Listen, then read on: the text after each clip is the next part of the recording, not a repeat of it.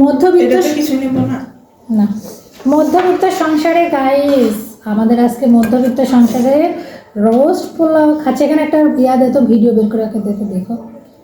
আজকে প্রায় 2 মাস পর আমার ছেলেকে পোলাও রান্না করে খাওয়াচ্ছি। আমার ছেলে পোলাও এবং রোস্ট ভীষণ পছন্দ করে। স্বামীর যদি আয় উন্নতি না থাকে, আয় ইনকাম না থাকে, সংসারে তো চাইলেই সন্তানদেরকে খাওয়ানো যায় না। বেশ কিছুদিন এমন একটা অবস্থা, আমি আমার সংসার চালাবো না, মেয়ের স্কুলের টাকা পয়সা দেব না, আমার ছেলেকে ভালো মন্দ খাওয়াবো, সত্যি কুলায় উঠতে পারছি না। আমাদের মতো যারা মধ্যবিত্ত, তারা তাদের মনের কথা কাউকে বলতে পারে না।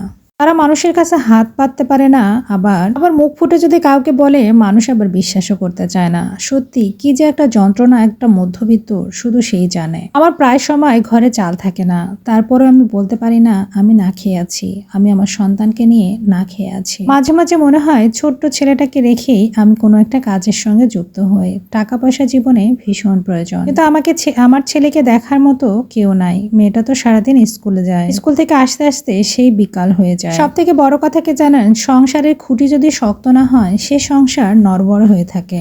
আমার স্বামী মোটেও ঠিক মতো কাজ করতে চায় না। বেশ অনেক বছর ধরে সে তার জীবন বামন ঢুলার মতোই চলে গেল। কাজ করার কথা বললেই তার মনে হয় আকাশ ভেঙে পড়ে মাথার উপরে। কিন্তু একটা মানুষ এটা বোঝার চেষ্টা করে না, মানুষ বেকার বেকার বসে থেকে জীবন পাড়ি দিতে পারে না। আমরা সবসময় বলি জীবনটা ছোট, কিন্তু এই ছোট্ট জীবন পাড়ি দিতে অনেক সময় লাগে। আপনারা ঘন্টা, দিন, মাস, সেকেন্ড, মিনিট হিসাব করে দেখবেন আমাদের এই জীবনটা কত কষ্টে বা কত দিন লাগে পাড়ি দিতে। আর একটা জিনিস আমি সবসময় খেয়াল করে দেখেছি, যখন আমাদের সংসারে অভাব অনটন বেশি থাকে, তখন না কেন জানি ক্ষুধাটাও বেশি লাগে।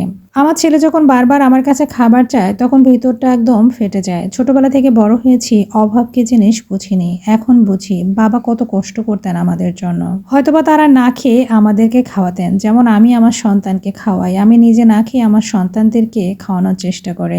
খুব হতাশ লাগে মাঝে মাঝে যে এমন একটা জীবন পেয়েছি, যে জীবন থেকে বেরিয়েও যেতে পারছি না, যে জীবনের থেকেও শান্তি পাচ্ছি না। একটা মেয়ে তার জীবনে তখন শান্তি পায় না, যখন সে স্বামীকে কোনোভাবে বোঝাতে পারে না তার জীবনের কষ্টগুলো। আমার ভাগ্যটা এতটাই খারাপ যে আমার স্বামী আমাদের দুঃখ কষ্ট বোঝার চেষ্টা করে না। সে নিজেকে নিয়ে ব্যস্ত, নিজে কিভাবে ভালো থাকবে, নিজে কি করবে। সব থেকে বড় কথা, এরকম পুরুষ মানুষের সাথে আসলে কোনো মেয়ে সংসার করে টিকে থাকতে পারে না। আপনি তো চাইলেই আসলে সংসারে এগিয়ে যেতে পারবেন না, তাই না? আমার জীবনটা মাঝে মাঝে এমন মনে হয় যে কোথাও যেন চলে যায়, কিন্তু কোথায় যাব, কার কাছে যাব, কে বা আমাকে দেখবে।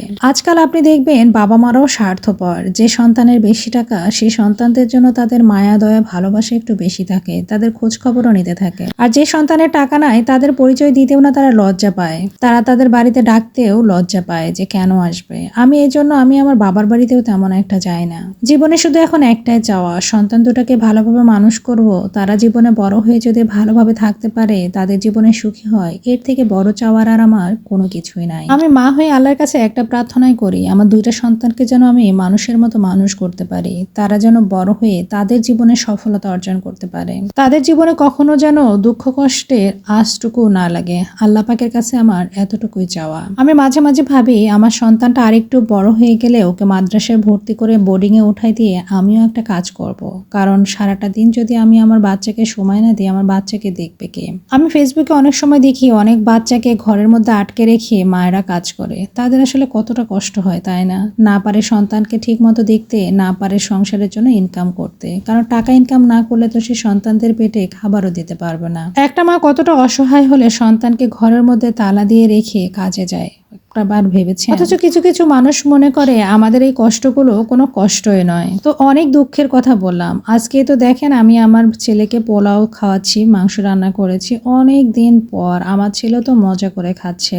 যখন আমার ছেলে মেয়ে কোনো খাবার মজা করে খায়, সত্যি এত বেশি ভালো লাগে বলে বোঝাতে পারবো না। প্রত্যেকটা বাবা মাই চায় সন্তানকে ভালো মন্দ খাওয়াতে। আল্লাহ পাকের কাছে একটাই চাওয়া, আমি যেন আমার সন্তানদেরকে ভালোভাবে মানুষ করতে পারি। আপনারা আমার এই ভিডিওটা দেখলে আমার সন্তানের জন্য অবশ্যই দোয়া করবেন। করবেন। আর কার কার জীবনে এরকম দুঃখ কষ্ট জমে আছে অবশ্যই কমেন্ট করে জানাবেন। আর একটা কথা কি জানেন, মধ্যবিত্তরা তাদের কষ্ট কারোর কাছে বলতেও পারে না, কারো কাছে হাতও পাততে পারে না, না পারে কাজ করতে, না পারে কোনো কিছু করতে। আমার মনে হয় একটা মধ্যবিত্ত যে কষ্ট, এরকম কষ্ট পৃথিবীর কারোই হয় না।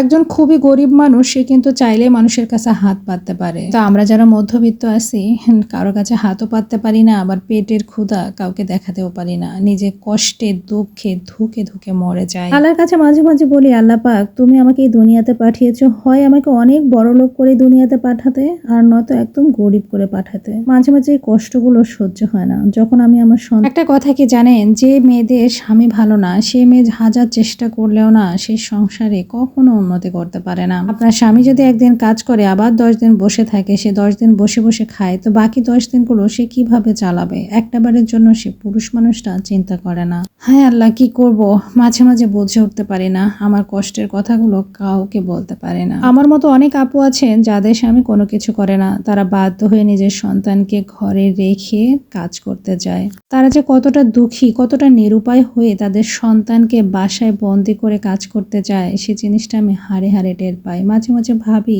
আমিও ঘরের মধ্যে তালা দিয়ে গিয়ে কাজ করব, কারণ জীবনে তো টাকাটারও প্রয়োজন আছে। তো মাস গেলে বাসা ভাড়া দেওয়া, খাওয়া খরচ, বাচ্চার স্কুলের খরচ, আমাদের তো নিজেদের খাওয়া খরচ তো আছেই, কারেন্ট বিল দেওয়া, আসলে সবকিছু মিলায় না মাঝে মাঝে অনেক বেশি আমি হতাশ হয়ে যাই। কোথায় গেলে আমার জীবনটা পরিবর্তন হবে, কিভাবে আমি আমার জীবনকে পরিবর্তন করতে পারবো? আল্লাহ পাক কি আমার জীবন কখনোই পরিবর্তন করাবে না?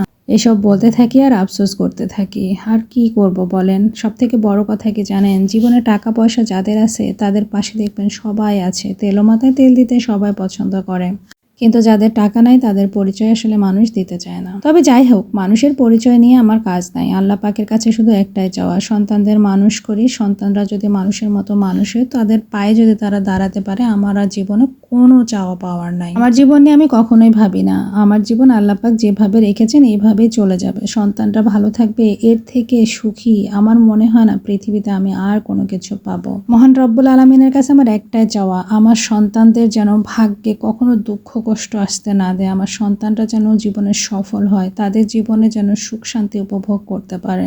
এদিকে দেখেন, গল্প করতে করতে আমার ছেলেকে সবগুলো খাবার খাইয়েছি। ও আজকে অনেক দিন পর এত তৃপ্তি করে ভাত খেলো, কারণ আমার ছেলের মুরগির মাংস, মুরগির রোস্ট, পোলাও খেতে অনেক বেশি পছন্দ করে। যখন আমার সন্তানরা পছন্দের খাবারগুলো খেতে চায়, যখন দিতে পারি না, আপনারা একটাবার ভেবে দেখেছেন বুকের ভিতরে কি অবস্থা তৈরি হয়? যাই হোক, অনেক দুঃখের কথা বললাম। আমার মতো যে আপুরা আছেন যে চাইলেই আসলে কোনো কিছু করতে পারছেন না, কি করবেন?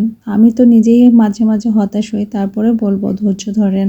হয়তো আল্লাহ পাক আমাদেরকে পরীক্ষা নিচ্ছে, একটা সময় নিশ্চয়ই আমাদের ভালো দিন আসবে। তবে কি জানেন, আমি সবসময় আল্লাহ পাকের কাছে এটাই বলি যে একটা সময় আমার ভালো দিন আসবে। হয়তো এখন আমি দুঃখে আছি, একটা সময় আমি ঠিকই সুখী হব, আমার সন্তানদেরকে নিয়ে আমি অনেক ভালো থাকবো। আল্লাহ পাকের প্রতি কিন্তু আমার অনেক অনেক অনেক ভরসা। তো আমার ভিডিওগুলো আপনাদের কেমন লাগে অবশ্যই কমেন্ট করে জানাতে ভুলবেন না। আর কে কোথা থেকে আমার এই ভিডিও দেখছেন অবশ্যই জানাবেন। সবাই ভালো থাকবেন, সুস্থ থাকবেন। আল্লাহ হাফিজ, আসসালামু আলাইকুম।